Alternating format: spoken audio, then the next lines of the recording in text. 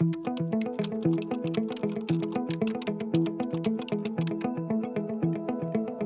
India US trade deal के बाद market sentiment positive हो गया है, क्योंकि बहुत बड़ा ओवरहैंग चला गया है जो पिछले साल से चल रहा था, जब ये सब टैरिफ्स अनाउंस हुए थे।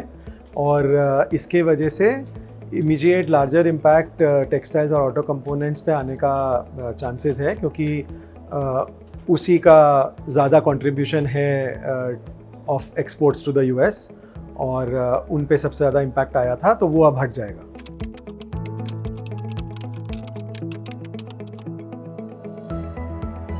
कुछ और सेक्टर्स जिन पे सेकेंड ऑर्डर इफेक्ट आ सकता है एनर्जी और केमिकल्स, और कुछ हद तक फार्मा।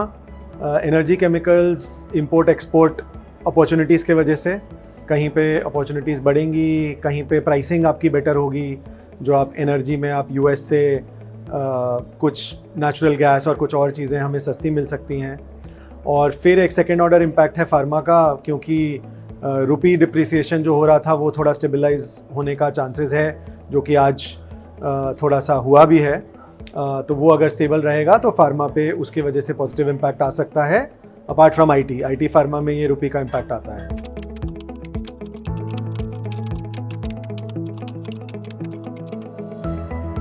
ट्रेड डील्स के वजह से सेक्टर अपॉर्चुनिटीज़ चेंज होती रहती हैं, और शुरू में कुछ सेक्टर्स में ज़्यादा अपॉर्चुनिटी रहेगी, कुछ में कम। लेकिन जैसे वो प्ले आउट होगा वैसे कुछ और सेक्टर्स में इम्पोर्टेंस आ जाएगा। तो सेक्टर रोटेशन का महत्व रहेगा हर समय, और इसलिए सेक्टर रोटेशन प्रिंसिपल यूज़ करना चाहिए ट्रेड डील्स के आसपास।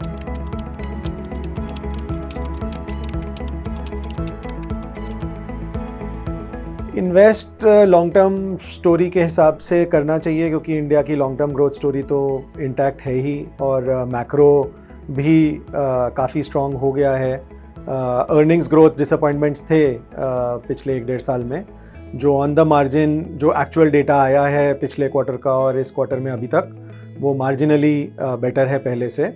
और काफ़ी अंडर ओनरशिप है ग्लोबल इन्वेस्टर्स का इंडिया में, जो ये ट्रेड डील के बाद स्कोप है उसका इम्प्रूव होने का। तो लॉन्ग टर्म ग्रोथ स्टोरी को नज़र रखते हुए, और ये ट्रेड डील और जो अपॉर्चुनिटीज़ आएंगी वो नज़र रखते हुए, of course long term investment के लिए तो इन्वेस्ट करना ही चाहिए। और सेक्टर्स जैसा कि हमने डिस्कस किया कि वो चेंजेस होते रहेंगे। अभी ट्रेड डील के वजह से हो रहे हैं, कल को कोई और रीज़न आ जाएगा। तो मेरे एक्सपीरियंस में मार्केट्स अच्छे हों या बुरे हों, सेक्टर कोई ना कोई अच्छे कर रहे होते हैं, तो इसलिए सेक्टर रोटेशन का इम्पोर्टेंस काफ़ी रहता है। और बिकॉज मार्केट एक नए फेज़ में आ रहा है, सिंस 18 महीने से नीचे था, तो जब नए फेज़ में मार्केट जाता है तो अगेन सेक्टर अपॉर्चुनिटीज़ और उनका रोटेशन रिलेटेड अपॉर्चुनिटीज़ ज़्यादा हो जाता है। तो इसलिए सेक्टर रोटेशन टाइप फंड या सेक्टर अल्फ़ा जो फंड निकाल सके, उस पर ध्यान देना चाहिए।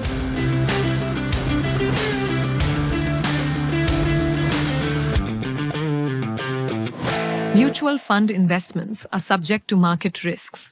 Read all scheme-related documents carefully.